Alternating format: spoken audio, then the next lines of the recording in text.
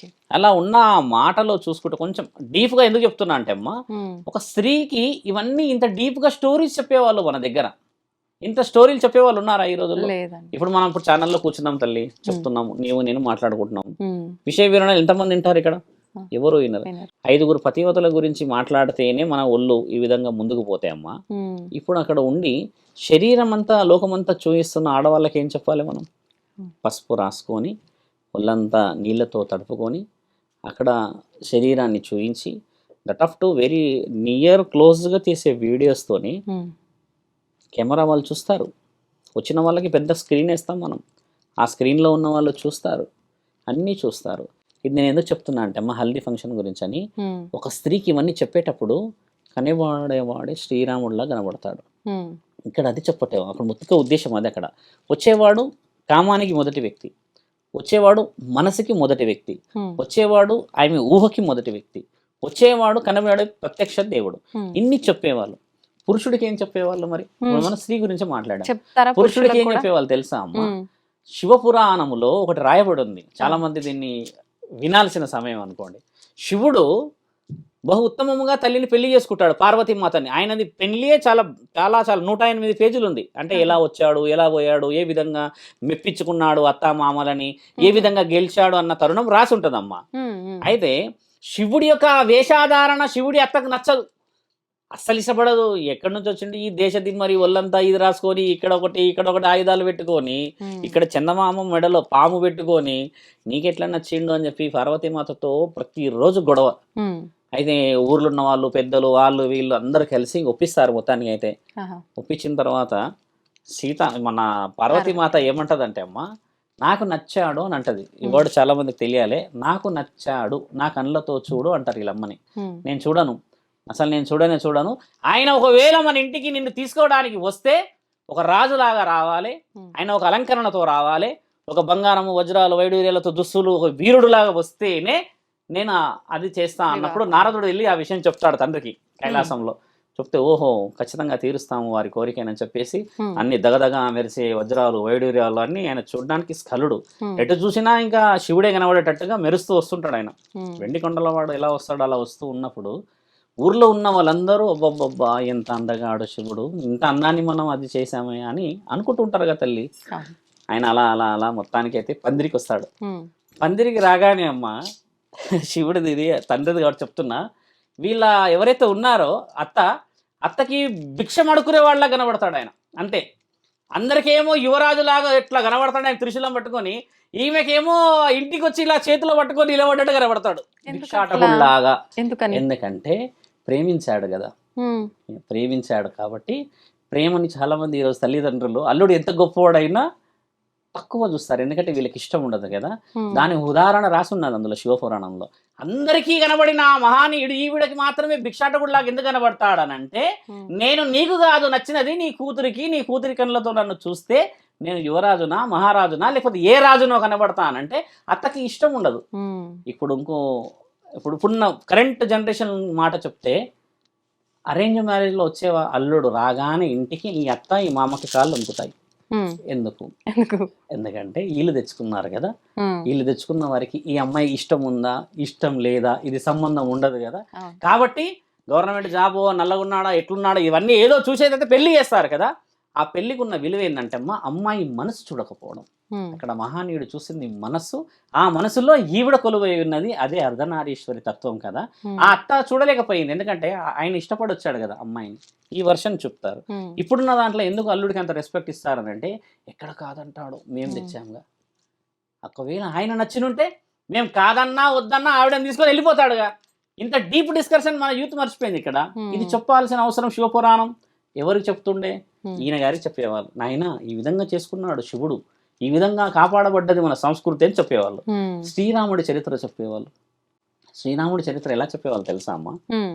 ఇల్లు, తండ్రి మాట, అన్నదమ్ముల స్థితి, రాజ్యంలో ఉన్న భోగాల గురించి చెప్పేవాళ్ళు. ఆ! ఆయన ఎప్పుడు అన్నదమ్ములని వదలలేడు కదా. అవును. తండ్రి ఒక మాట అనకముందుకే రాజ్యాన్ని వదిలిపెట్టి 14 సంవత్సరాలు వెళ్ళిపోయాడు కదా. హ్మ్. భరతుడు, తర్వాత లక్ష్మణుడు వీళ్ళందరూ కూడా ఆయన రాక కోసం ఎదురు చూశారు. అంతేకాని ఎక్కడా కూడా అశ్రద్ధ చేయలేరు కదా. హ్మ్. ఇలాంటి విషయాలు బాలరాముడి నుంచి మొదలుపెట్టి ఆయన సీతామాతని పెళ్లి చేసుకునేంత వరకు చెప్పేవాళ్ళు. ఏం జరిగింది అని. అంటే దీంట్లో ఏముండే కుటుంబ ఒక నేపథ్యం ఎలా ఉంటుంది అని చెప్పేవాళ్ళు.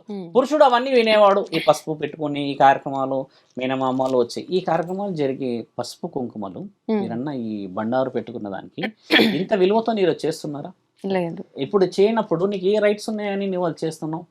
ఎందుకు హల్దీ ఫంక్షన్స్ ఎందుకు చేస్తున్నారు? ఇప్పుడు హల్దీ ఫంక్షన్ చేయాల్సిన అవసరం లేదు.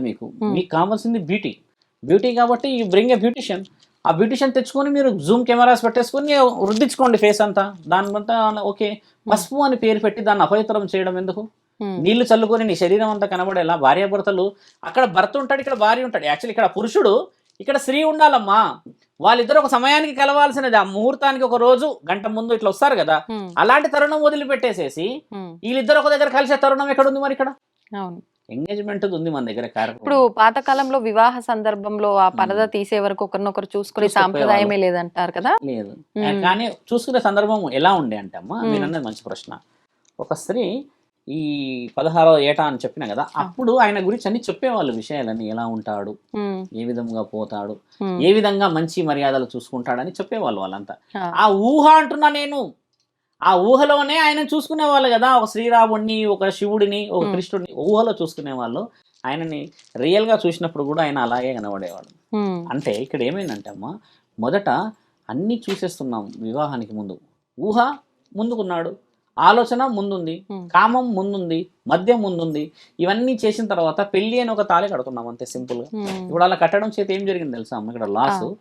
బిఫోర్ మ్యారేజ్ ఎవ్రీథింగ్ చూసేసి ఆఫ్టర్ మ్యారేజ్ కేవలం ఈగోస్ చూస్తున్నాం. ఇప్పుడు నువ్వేంటి నేనేంటి అని. ఆ రోజు ఏం చెప్పేవాళ్ళు? దేవాది దేవతల గురించి చరిత్ర చెప్పి కుటుంబ గౌరవం చెప్తే, ఈ రోజు కేవలం నీ స్టేటస్ నాట్ స్టేటస్ అని చెప్పిన వాళ్ళు ఆ హల్దీ ఫంక్షనే చేసుకుంటారు.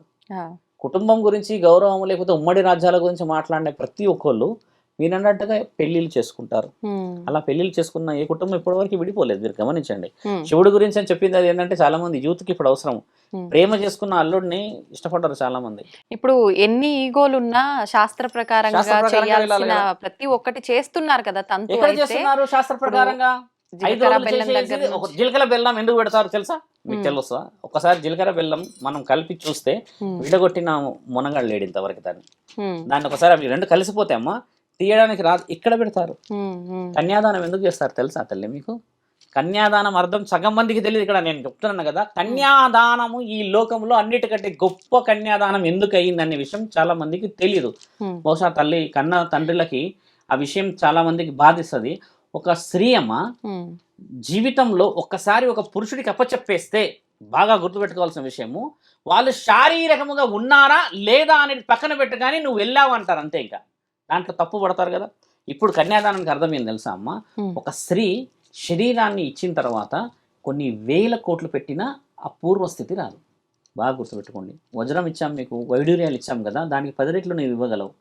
స్త్రీ యొక్క కన్యతనాన్ని తీసుకొచ్చి ఇవ్వగలవా? అందుకని తీసుకొని వెనక్కి ఇవ్వలేము కాబట్టి కన్యాదానానికి శాస్త్ర గ్రంథంలో చోటు ఉంది. దాన్ని ఒకసారి ఇస్తే అమ్మా మళ్ళీ నువ్వు అదే పవిత్రత తీసి ఇవ్వలేవు వెనక్కి.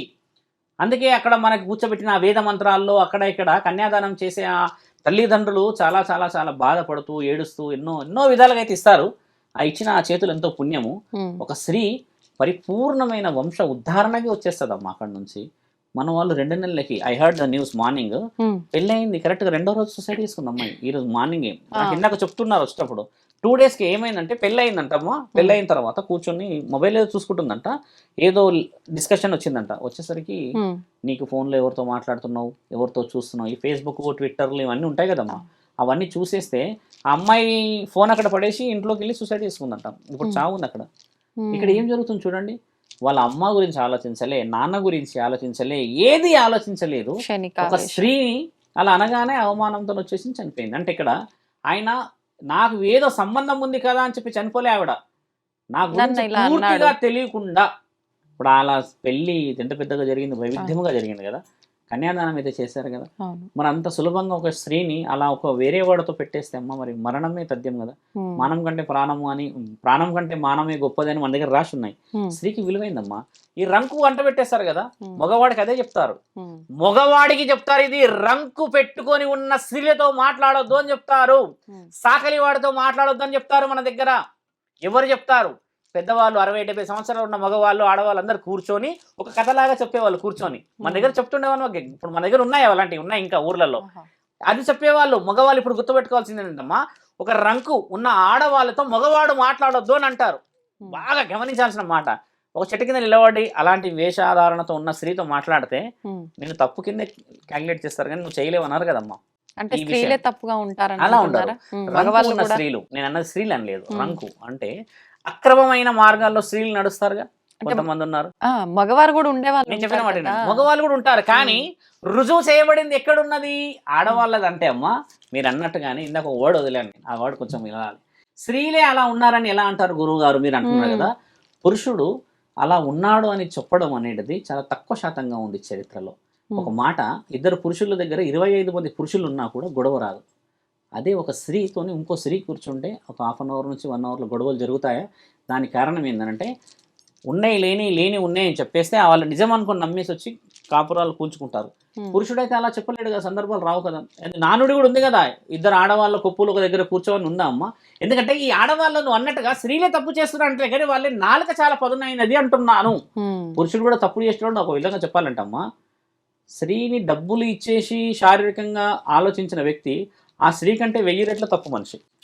ఎందుకంటే ఇంట్లో ఉన్న స్త్రీ, నీకంటూ ఒక జీవితం, ఇవన్నీ వదిలిపెట్టి వచ్చిన నువ్వు కూడా అపవిత్రమే కదా. కాకపోతే శాసన గ్రంథంలో ఉన్న విషయం స్త్రీ విలువ చెప్తున్నాం మీకు నేను. అలా ఉన్న వాళ్ళతోనే ఎందుకు మాట్లాడదు అని అంటే ఆవిడ అందరితోనే ఉంటుంది కదా తల్లి. పురుషుడు కూడా ఉంటారా స్వామి అందరంటే ఒక పురుషుడు 100 మందితో ఉన్నట్టు రుజువు లేదు ఎక్కడ. బాగా గుర్తుంది, మీరు అన్నట్టుగా ఉన్నాయి లింక్స్ ఉండొచ్చు, ఒక 2, 3, 10, 12, కానీ ఒక స్త్రీ వేష్య స్థితిలో ఉన్న వాళ్ళ యొక్క ఆలోచననే చాలా పెద్దగా ఉంటుంది కదమ్మా. అక్కడ డిఫరెన్సెస్ ఉంది కదా. అలాంటి విషయాలు చెప్పి చేసే పెళ్ళికి మీరు అన్నారు జీలకర్ర బెల్లం.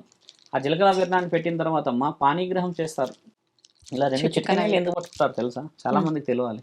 చిట్కనేలు ఎందుకు? ఈ 2 బొటనవేలు పట్టుకోవచ్చు కదా, ఈ 5 ఏళ్లలో ఇదే స్ట్రాంగ్ కదా, ఇదే ఎందుకు పట్టుకుంటారు తెలుసా అమ్మ? ఒక భర్తకి ఒక భార్య అంటే భర్త ముందు నడుస్తుంటే వెనకాల ఉన్న స్త్రీ పట్టుకుంటుంది. మీరు బాగా గమనించండి, ఇలా గుంజుతున్నట్టు పట్టుకుంటుంది. ముఖ్య ఉద్దేశం ఏం తెలుసా అమ్మా?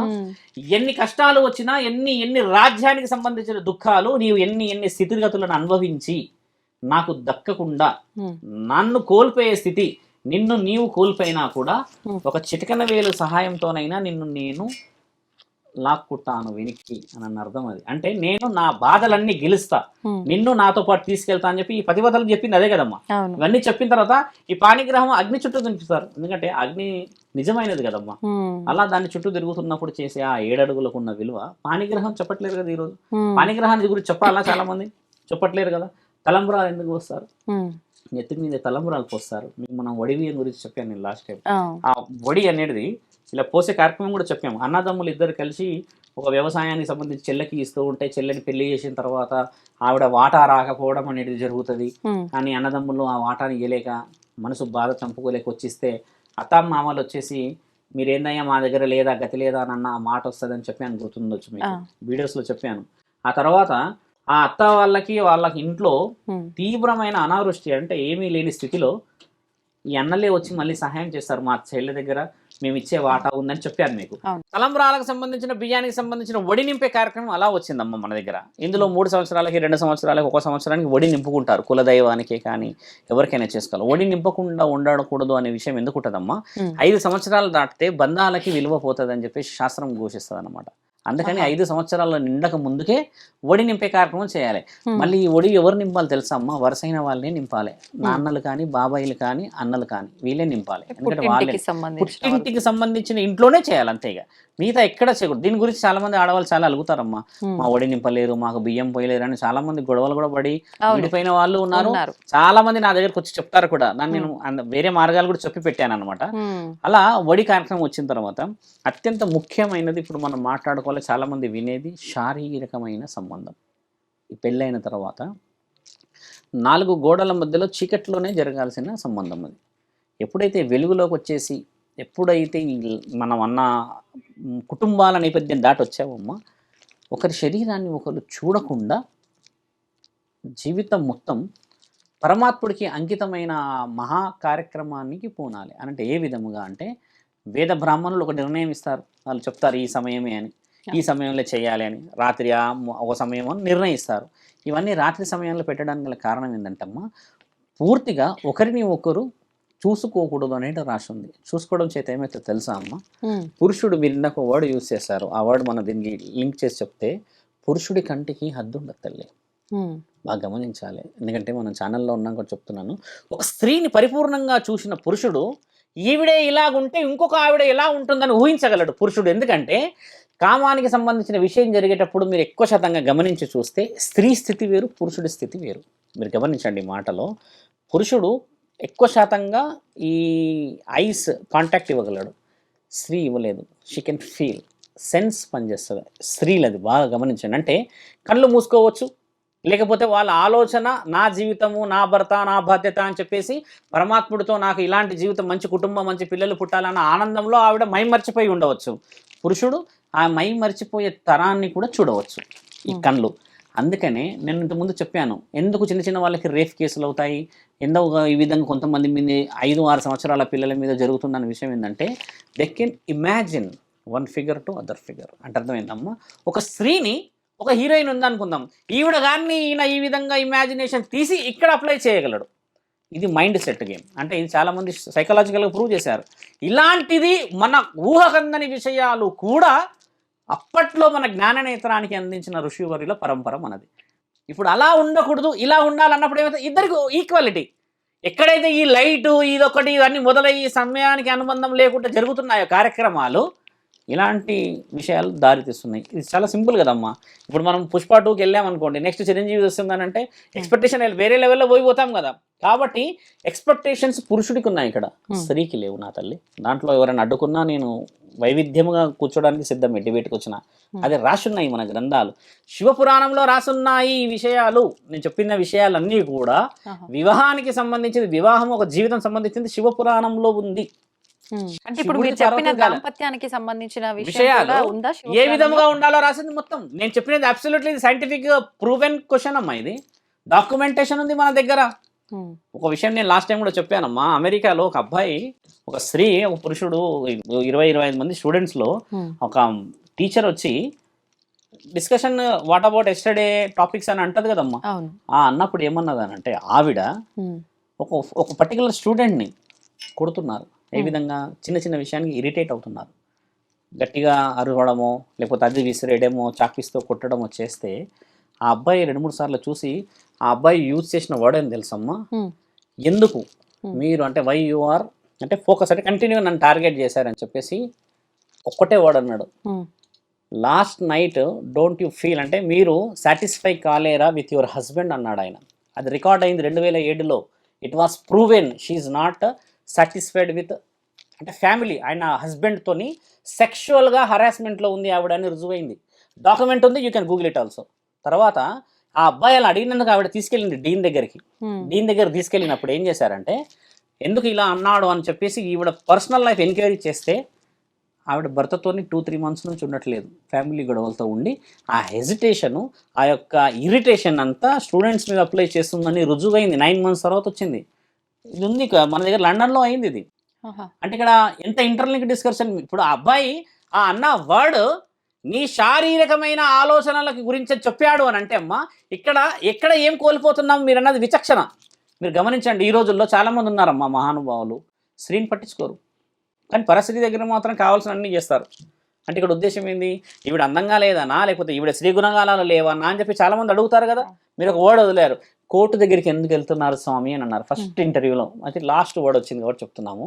ఆ వర్డ్ ఎందుకు వస్తుందో తెలుసా అమ్మ, ఎక్కడైతే అక్రమమైన ఆలోచనలు ఉంటాయో అక్కడి నుంచే ఇవన్నీ మొదలవుతాయి. ఎందుకంటే 3వ వ్యక్తి నీ కుటుంబంలోకి ఎంట్రీ అయ్యాడనంటే అయిపోయాయి, నీ జీవితం నాశనమే. ఏ స్త్రీ అయినా కూడా అమ్మ అన్నీ పంచుకుంటుంది భర్తతో, కానీ పరస్త్రీతో పడక పంచుకోవచ్చు. చూడండి, అన్నీ పంచుకుంటుంది. నువ్వు రక్తం కూడా తీయమ్మా, మెడ కూడా కోసేయి, నీకేమి కావాలి అన్నీ పెట్టేస్తుంది. ఇక్కడ కావాలా, గోల్డ్ కావాలా అన్నీ ఇచ్చేస్తుంది, నువ్వు బాగుంటే చాలు అంటది. కానీ పడక సుఖం గురించి ఊహించలేదమ్మా స్త్రీ, అంత గొప్పది కదా. సేమ్ అదేవిధంగా పురుషుడు కూడా ఆలోచిస్తాడు, ఇంకా నా భార్య నాతోనే అన్ని విషయాలు ఆలోచిస్తారు. కొంతమంది కొన్ని విధాలుగా పోతారంటే అది ఇమ్మెచ్యూర్ డిస్కషన్స్. మనం మాట్లాడుతుంది కూడా ఛానల్లో కూర్చున్నాం కాబట్టి వ్యాలిడ్ మన చరిత్ర సనాతన ధర్మం యొక్క గొప్పతనమే చెప్తున్నాం. అలా రుజువు చేయించబడ్డాయి తల్లి.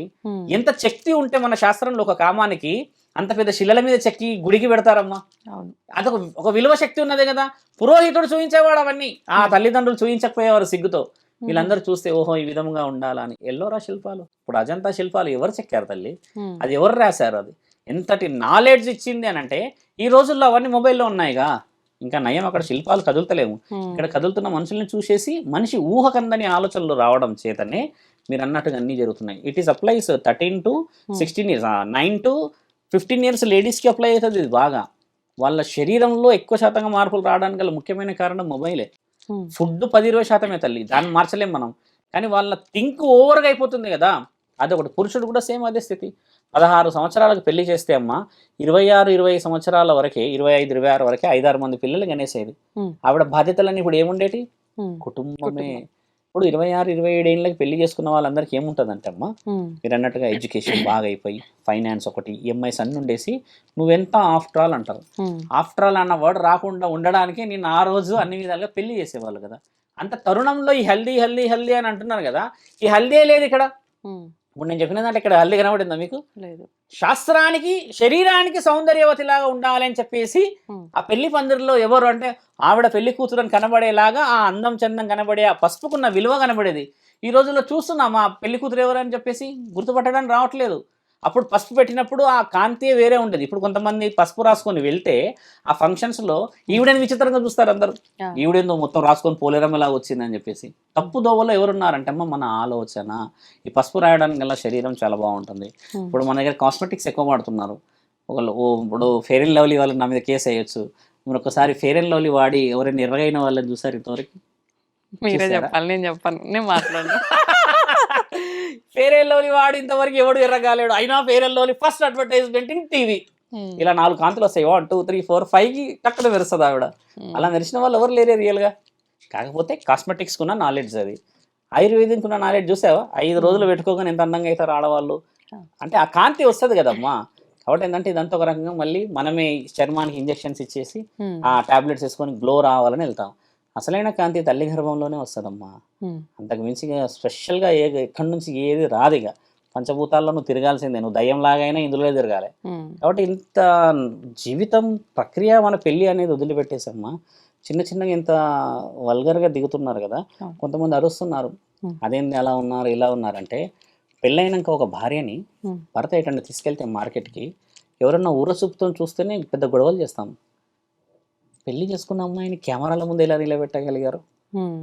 కెమెరాల వెంట పెట్టి ఒళ్ళంతా నీళ్లు పోసేసి ఆయన ఇంకేదో చేసి అదేదో చేసి ఒక్కసారి ఆలోచించి ఇక్కడ గుచ్చుకోవట్లేదా? అలా ఎంత ఇప్పుడు మనమే ఆలోచిస్తాం. హక్కు పక్కన ఎవరైనా చూస్తేనే ఎంత కోపం వస్తుంది మనకి. కెమెరా ఆయన చూస్తున్నావు, అక్కడ చూడు ఇక్కడ చూసా అంటమా లేదా? అలాంటిది నువ్వే పిలిచి ఆహ్వానిస్తున్నావే. గోప్యంగా ఉండాల్సిన స్త్రీలని నువ్వు ఇంత ఘోరమైన స్థితికి తెచ్చి ఏం గోప్యంగా నువ్వు పెళ్లి చేసి సంసారం అనేది తీసుకోగలుగుతాం? డబ్బులుంటే సరిపోవమ్మా. సంస్కారం చాలా ముఖ్యమైనది. అదే శాసనం, అదే ఇతిహాసం, అదే మన గ్రంథం, అదే మన వేదం. ఇప్పుడు వేద మహర్షులు వేద పురుషులు అందరూ ఉన్న మహా భూమండలం ఇది. ఇండియాలో జరిగినట్టుగా పెళ్ళి ఏ భూమండలంలో జరగదమ్మా. ఒకసారి ఇంటి ముందు అలకకి ఎంత విలువ ఉంటుంది? ఫంక్షన్ హాల్లో విలువ వస్తుందా తల్లి? అదే ఇంటి ముందు చేసుకుంటే ఎంత విలువ. ఒకప్పుడు అందరూ చేసుకునే వాళ్ళుగా. ఇప్పుడు ఎందుకు వచ్చిందంటే డబ్బులు వచ్చాయని. గుడిలో చేసుకుంటే విలువ, ఇంటి ముందు చేసుకుంటే విలువ తప్పితే నువ్వు ఆకాశంలోకి వెళ్ళి చేసుకున్న పెళ్లికి విలువ రాదు. సప్త మహర్షులు వేద మహర్షులు దేవాది దేవతలు నిన్ను ఆశీర్వదించడానికి రావడానికి మొదట నీ ఇంట్లోకి రాగలుగుతారు, రెండవది దేవుడి గుడిలోకి రాగలుగుతారు వాళ్ళు. ఫంక్షన్ హాల్లో ఒక చావు అవుతుంది, అశ్రునివాలి అర్పిస్తారు శ్రద్ధాంజలి, ఇంకా వేరే చున్నీల ఫంక్షన్స్ అవుతాయి, వేరే మతస్థులు వేరే ప్రోగ్రామ్స్ అవుతాయి, సుసైడ్ చేసుకుంటే రాజ్యసభలో పెడతారు. మనం ఇన్ని సభలు పెట్టిన దాంట్లో ఇంత పవిత్రమైన పెళ్లి కూడా చేస్తాం అదే ఫంక్షన్ హాల్లో. మరి ఎలా రాగలుగుతారు వాళ్ళు? దేవాలయం అంటే ఒక కట్టు నిబంధనలు ఉంటాయి. ఇల్లు అంటే ఓహో నా పిల్లలని నేను ఆది బీజం నుంచి చూసుకున్నాను, ఇక్కడే పెళ్లి జరిగితే నేను రావాల్సిందే అని దేవాది దేవతలు రాక తప్పదు అక్కడ.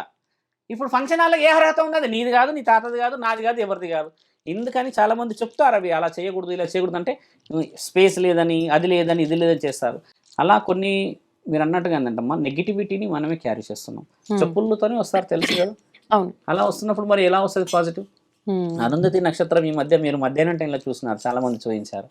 ఆవిడ గారు వచ్చేసి రాత్రే ఉంటారు. ఏం చూపిస్తున్నాం పైకి? మరి పైశాచికత్వం చూపిస్తున్నాం. నిజం అక్కడ లేదు, నిజం అదని చూపిస్తున్నాం. కాబట్టి ఇక్కడ అన్ని నిజాలే జరుగుతున్నాయి. గొడవలు, నువ్వేంది నేనేంది, నిజంగానే కొందరు చేస్తారు రాత్రిపూట పెళ్ళిళ్ళు, ఇప్పటికీ ఆంధ్రాలో జరుస్తారు వాళ్ళు, చాలా బహుముచ్చటగా అనిపిస్తాయి. అంటే అన్ని అర్థాలు వచ్చేస్తాయి కదా తల్లి అక్కడ. వేద పండితులు చెప్పాల్సిన విషయాలన్నీ మానేసి 30 సంవత్సరాలు అయింది. మేనత్తలు, తర్వాత అమ్మమ్మలు, తాతమ్మలు, కుటుంబాల గురించి మానేసి కూడా సంవత్సరాలు దాటిపోయింది. అందుకనే ఈరోజు ఈ స్థితిలో చూస్తున్నాం. అలాంటి స్థితిని రానియకూడదు మనం. మీకు 4 పతివతలే చెప్పాం. 5వ పతివతని గురించి చెప్పేసి నేను ముగిస్తాను. 5వ మహాపతివత సులోచన. సులోచన ఎవరో తెలుసా మా తల్లి? రావణాసుడి కోడలు. రావణాసుడి కోడలు 5వ పతివత అని చాలా మందికి తెలియదు. ఆ సులోచన దేవి రావణాసుడి కడుపులో రాక్షసుడే ఉన్నాడు, ఆయన కూడా ఎన్నో పనులు చేశాడు, యుద్ధాలు ఎన్నో చేశాడు కదా. ఆయనని గెలిచిన మహనీయురాలు ఆవిడ, శివభక్తురాలు ఆవిడ సులోచనాదేవి. 5 పతివతలలో ఉంది ఆవిడ. వీళ్ళందరికీ గీతాపదేశం, వీళ్ళందరికీ హితోపదేశం చేసిన శక్తి ఎవరో తెలుసా అమ్మ? పార్వతీమాత. మొదట వాడిన వాడెవరు? నేను చెప్పింది విషయం అనసూయమాత గురించి చెప్పాను కదా. అనసూయమాతకి పతివత లక్షణాలు చెప్పింది సీతామాత. ఇలా ఒక్కొక్క దేవత ఒక్కొక్క వాళ్ళకి పతివత లక్షణాలు నేర్పించింది. పార్వతీమాత కూడా పవిత్రురాలే, గంగామాత పవిత్రురాలే, కానీ వాళ్ళ దేవతా స్థితి. కానీ మానవ శరీరాన్ని ఎత్తిన స్థితి వీళ్ళకి జ్ఞానోదయం చేస్తే వాళ్ళు రుజువు చేయబడ్డారు. అలా మాట్లాడాలి అంటున్నాము ఈ రోజుల్లో స్త్రీలు. సులోచన గురించి చివర ఎందుకు చెప్పానంటే, రాక్షసుడిని కూడా మార్చే శక్తి స్త్రీలకు ఉన్నది. అలాంటిది వదిలిపెట్టి మనోళ్ళు ఈయనతో పాటు ఈమె కూడా రాక్షసులు వెళ్తాడు. నువ్వు సిగరెట్ తాగుతాడు, ఈవిడ తాగుతాడు, నువ్వు తాగుతా ఈవిడ తాగుతాడు, ఇద్దరు కలిసి రోడ్డు మీదకి వచ్చి కొట్టుకుంటారు. కొట్టుకోండి హ్యాపీ. నాకు భార్యాభర్తలు కొట్టుకుంటే అందరికి హ్యాపీ. కానీ కడుపులో పుట్టిన ఆ చిన్న పిల్ల, ఆ కొడుకు బిడ్డ 3-4 సంవత్సరాలు వీళ్ళు ఎందుకు గొడవ కొడుతున్నారు అని ఒక్కసారి కిందికి చూస్తే బాధ. కానీ మూర్ఖులమ్మ. 3 సంవత్సరాలకు నాన్న ఏడున్నాని అమ్మ ఏడుందన్న వాళ్ళకి ఈరోజు కోర్టులు పోలీస్ స్టేషన్ల సమాధానాలు చెప్పలేక వస్తున్నాయి. వారి గురించి అన్న గొడవ పడకుండా ఉండాలగా. నీకు ఒకవేళ గొడవే ఆడదే కావాలంటే ఎంతమంది ఆడవాళ్ళు లేరు ఈరోజు లీగల్గా, ఎంతమంది పురుషులు దొరుకుతలేరు లీగల్గా. పెళ్ళి అనే మాట పెట్టి ఎందుకమ్మా గొంతు కోయాలి? ఆ తల్లిదండ్రులు ఎంత బాధపడతారు తల్లి. వచ్చే కుటుంబాలు ఇవి చాలా పాపం బాధ అవుతుంది. సంసారానికి గుణం ఉంటే సరిపోదు, దాన్ని పాటించే తత్వం ఉండాలమ్మా. అది మీరు అడిగిన అత్యంత వివరమైన ప్రశ్న. నిజంగానే మీరు చెప్పిన ఒక మాట అయితే నాకు చాలా బాగా నచ్చింది. ఎంత ధనం ఉన్నా ఏదున్నా సంస్కారం ముఖ్యం. నిజంగా ఇప్పుడు ఆ సంస్కారం లోపించడం వల్లనే మన అంటే ధర్మ ప్రకారంగా జరగాల్సిన ఆచారాలు పక్కకు పెట్టడం ఒకటి, సంస్కారం లేకపోవడం ఒకటి, దాని వల్ల ఈ అనార్థాలన్నీ కూడా జరుగుతున్నాయి. మళ్ళీ పాత రోజులే వస్తున్నాయి అని అంటున్నారు అన్ని విషయాల్లో, ఈ విషయంలో కూడా రావాలని కోరుకుందాం. ధన్యవాదాలండి. ధన్యవాదాలు.